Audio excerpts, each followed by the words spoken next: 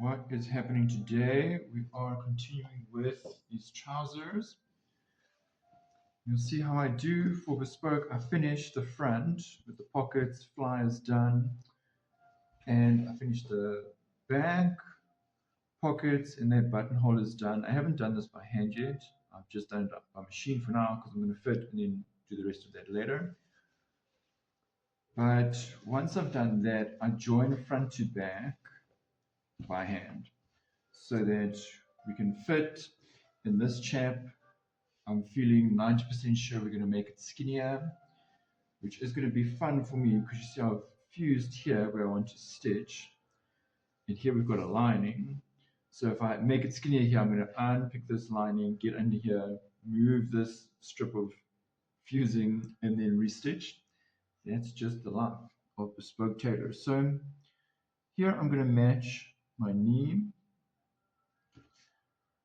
And for Bespoke, I do wherever possible 2 centimeter seam allowance because that allows me quite a bit of adjustment. So I'm just matching from the knee, and as you know, I absolutely love to pin. Pinning just makes everything more secure for me. Now, if this was a bit of a thicker fabric, I would stitch this by machine with a longer or very long stitch, and then I'd push it to the side by hand, just so that you can still see that hand stitching, just for the experience of the client. But because this is quite a soft fabric, I actually don't want to run a machine stitch through here right now. I'd rather just do the whole thing by hand. So yeah, thicker fabric, more sturdy. We can do a long stitch. It's a bit of a gamble, or maybe like a catch-22, because if you stitch it by machine, it's faster to stitch, but then you're going to be spending a bit more time unpicking. Whereas if you stitch it by hand, obviously it's a lot slower to sew, but the unpicking is much faster. So decide for yourself what is more important. The most important thing for me is not to damage the fabric with 100 stitches all in one spot, because if you stitch too many times in one spot, you can create like a cut in the fabric. So I'm going to avoid that with this one.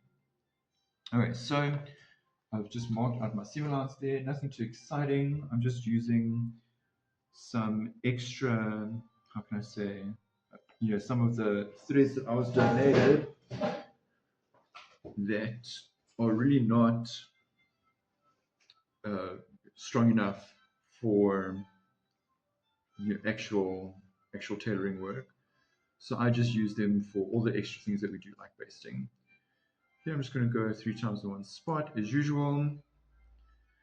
And this is going to be a good time to really practice my hand stitching. So keeping everything on the flat. I'm using my thimble and the middle finger and really using the thumb and index finger to catch the needle and put it through. And then the most important part is, coming back there in a second, most important part is once you stitch, you're going to push through, grab with these two, and then the pinky is going to be the one to regulate the tension. If you use your hand to regulate the tension, it's very difficult to not pull your stitches too tight. But the pinky is very weak, so it will much easier regulate the tension without it being too tight. Now I'm stitching double here, which is causing me more emotional trauma than is really necessary. It's just a habit I have, and I feel like the join stitch should be double. And then when I flatten this to the side, I'm going to do a single. That's just my vibe. Suppose you could do, I found if I baste with a single, then it is just not strong enough and tends to rip apart while I'm doing the fitting. Very embarrassing. So here, I've run out of this thread now. So I'm not going to knot off there.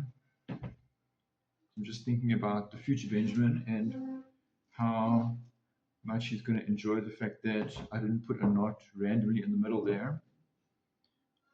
All that I did was I just cut off there.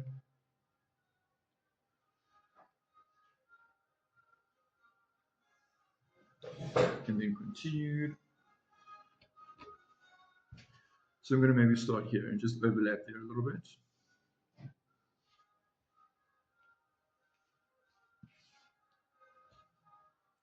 And keep going. So usually when I'm unpicking, all I do is I go to the top and the bottom, I unpick that little spot where I went 3 times, and then I just pull it out. So if there's a knot here or a fix here in the middle, that causes me some drama. So whenever I have to stop or start in the middle of a seam for the baste, I'm not going to do a knot.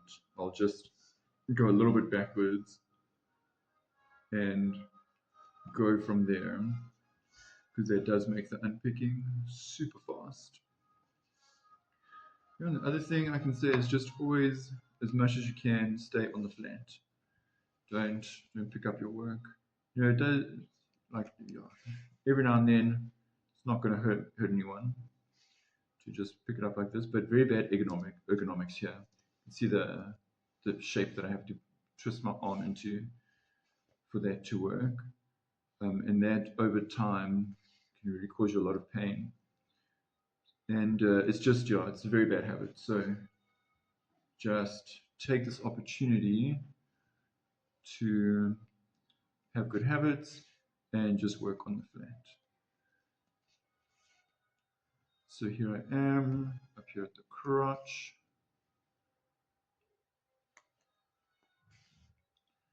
Now usually I would just take one quick chance to just shift my fingers through here, like so, just to make sure I don't have any random tension anywhere. And then just go 3 times in one place here at the end.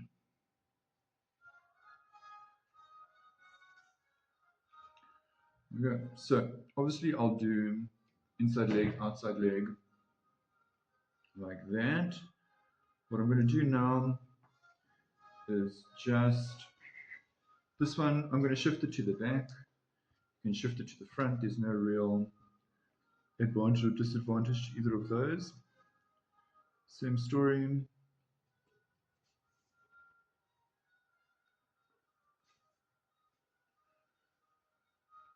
And I'm just going to continue there. And so here I do a single because I feel like this cotton is now in the middle of the fabric. So I don't want to leave a hole there right on the center of my trouser.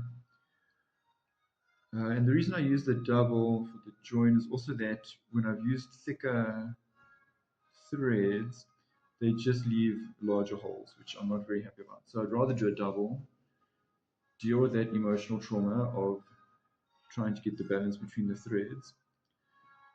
And I just do that where the seam is going to be, and then this flattening I'm going to do with a single. So nothing too exciting there. I think we're just going to continue with that.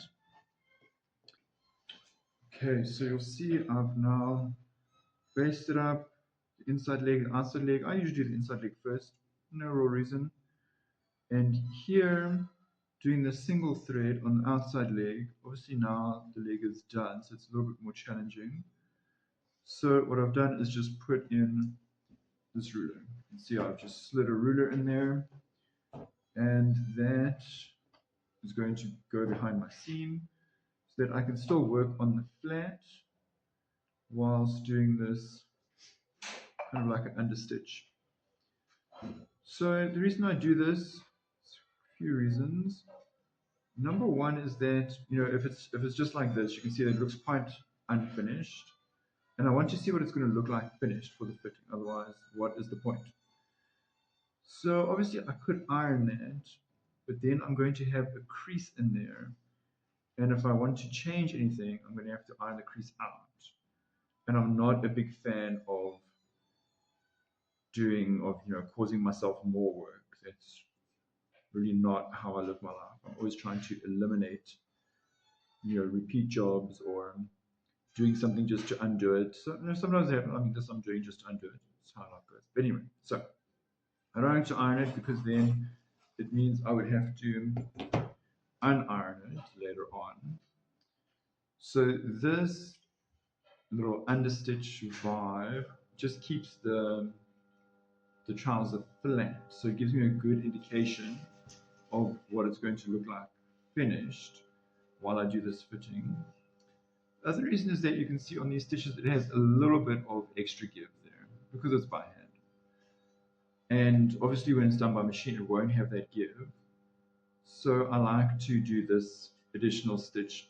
It also many times has just come undone during the fitting, this single joint stitch. So putting this in a way an understitch or a top stitch, pressing the seam to the side has really helped it just to be like more stable for the fitting.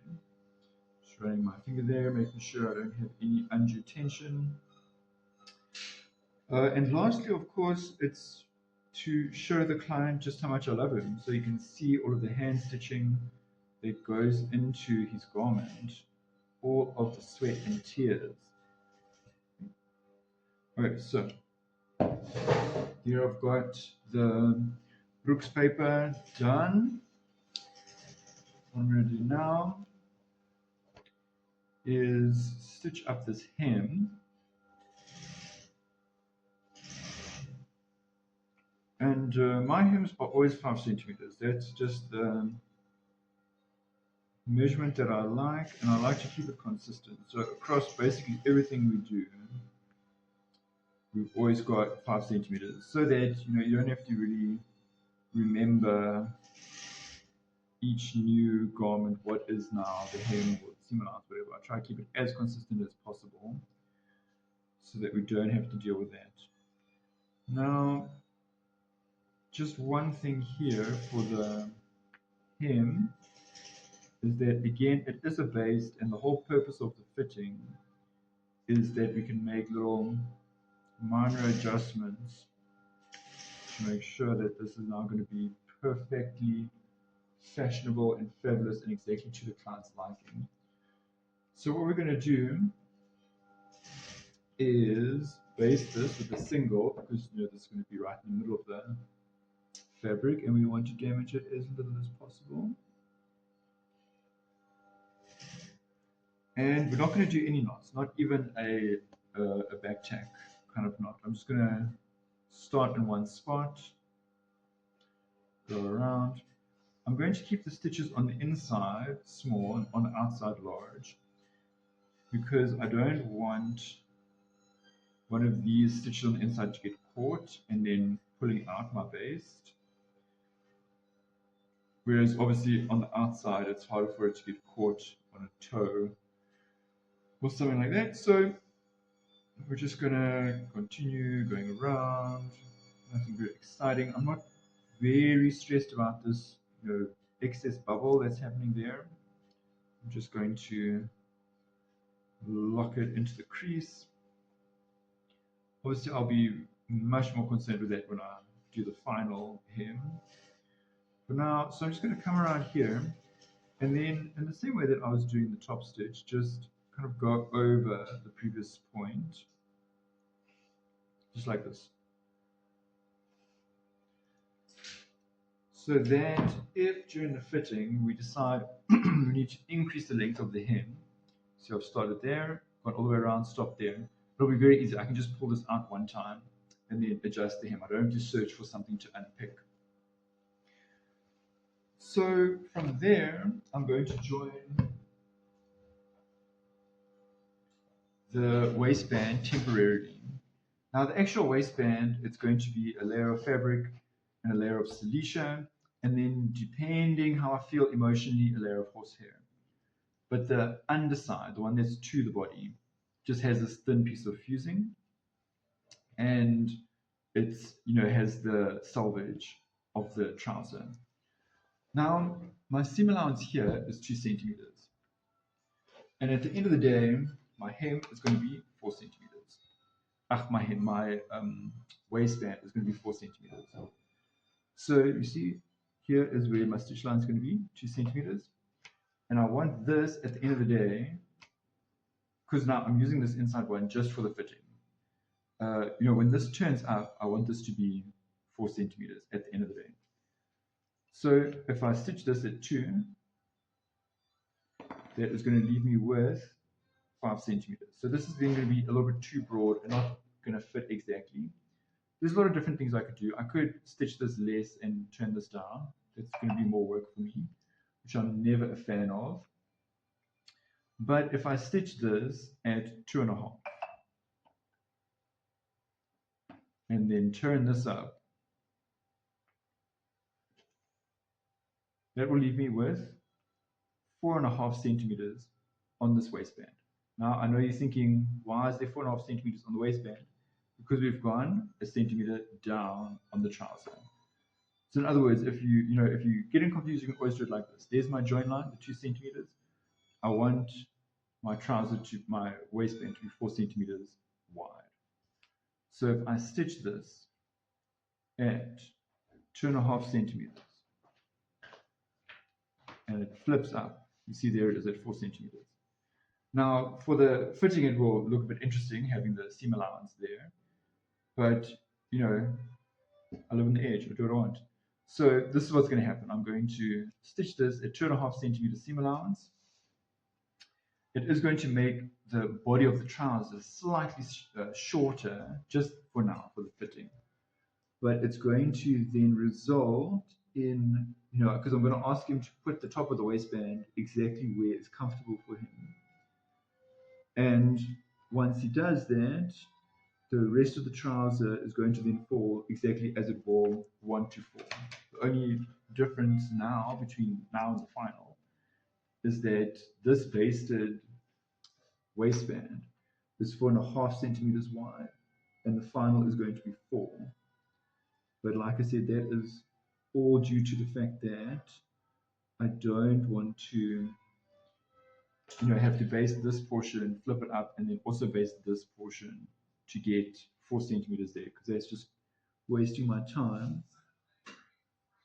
I want to get this done as quickly as possible. Time is money. So let's see. Okay, obviously I'm going to baste the rest of the hem, and this I'm now going to start pinning from the center back. I'm going to go a little bit over the center back. As you know, with the bespoke, our measurements are a little bit cowboyish. So I just cut this more or less how I feel it should be, and then I add about 5 centimeters extra just for funsies. So I'm just going to pin from there, go around, and this one I'll then baste in the same way. I'm going to do a double cotton to join, single cotton to press it up, do in a way a top stitch, and then we're going to look at the center back. I just want to pin the rest of this.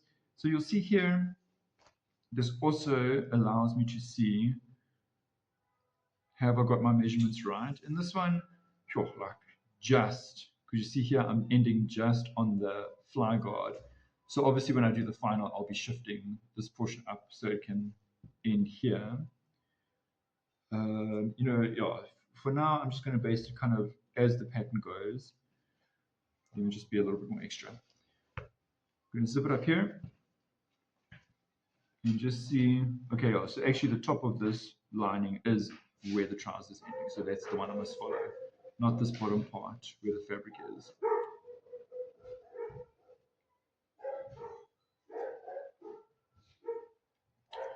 So I'm going to just, obviously for the based fit, it's really not a drama that this doesn't come all the way. I'm just going to leave it like that.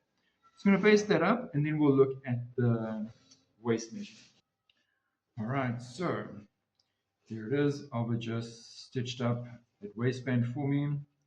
And as you can see here, we've caught that excess zip just in the top stitch of this waistband. And that's just going to make everything look nice and neat. So my personal style is to leave this, have a bit of an overlap there. So what I'm going to do right now is just flip that back. Usually I leave about 3 centimeters there. And I've got this buttonhole that I stitched years ago, and I've just been using it since.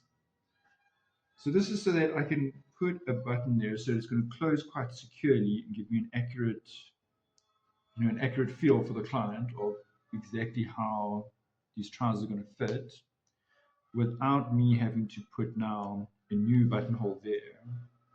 I can just use this one that I've been using for years. So I'm just going to kind of stitch around this quite haphazardly.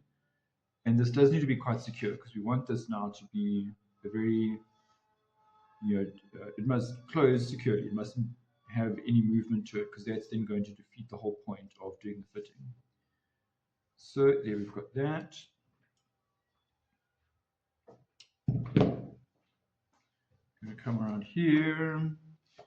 This is going to close. So this gent, the waistband has been shaped down like that. So you see it kind of close at an angle like that. I'll probably just sort that out here, make that a little bit more straight. But for now, I'm just going to do that. And see, where's my button coming? Right over there.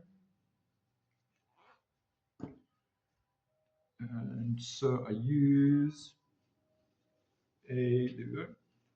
Just another button that we took off of some suits that we altered once. And I'm just going to secure that button there. So I want to get this front portion done so that I can measure center back to center back and then see what is the excess that I'm going to leave in that center back seam that is going to give me the measurement I want for this client. So this button, I'm not putting a shank. Because this is done by hand and temporarily, it isn't that strong. So I don't want it to have any more movement than is absolutely necessary. Because again, that is then going to give me kind of a false fit when I see my client later. Okay. So we'll do a fly, button this up.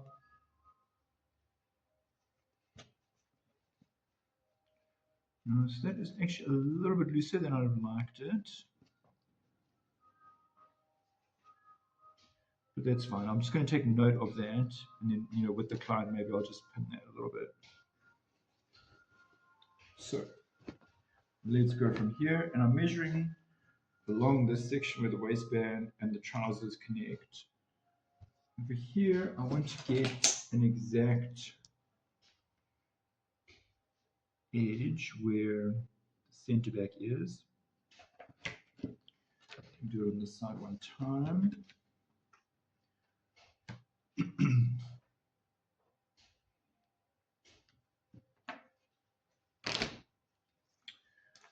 All right, so measuring along this waistband from the center back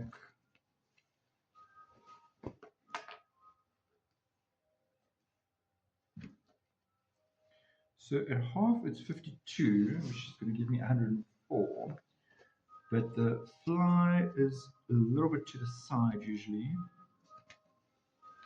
So let's see what we get. Oh, 104 exactly. So now from 104, I need to get to 94. Means that I have to take a total of 10 centimeters out, meaning I'll take 5 centimeters off each side. So I'm going to reach into, at the end of the day, you're trying to put the two legs, trying to put one leg inside the other. I've done it the wrong way around. Here we go. I need to get this leg inside. No, I need to get that leg inside this leg.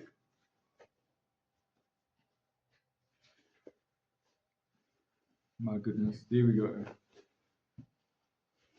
And now I've got my legs inside each other, and there's my crotch seating. There we go, from the fly up to the center back. So I want to have this then at 5 centimeters. And I'm going to use my ruler to make sure that here I'm straight for a little bit, at least 5 centimeters, 100% straight there. Then where I've got my mark here, I know I'm going to be at 1.5 centimeters. And where my gusset joins, I'm going to be at 1 centimeter. And then from there it's 1 centimeter. So this, as you know, I'm a cowboy, I'm just going to curve that with my eyes. This. And you guessed it, we're going to be basting that by hand.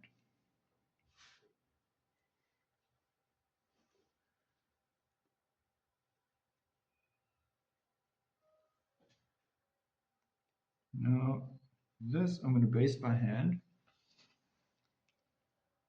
And then just this portion by the waistband.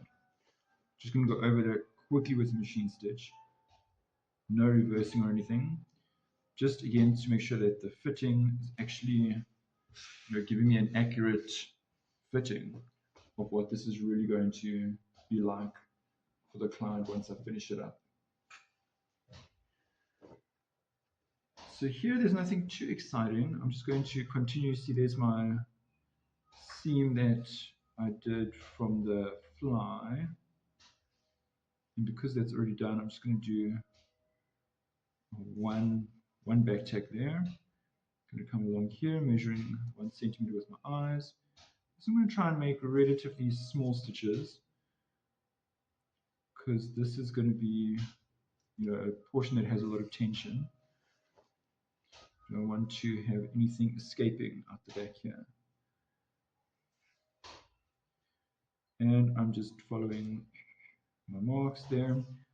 So that's basically that. Once we've got all of that together, then we're going to fit the client and see what further adjustments are needed. And then we'll take off all of these extra bits and adjust and then put it back together for the final time. I don't think there's anything really extra I can say about that other than just make it fashion.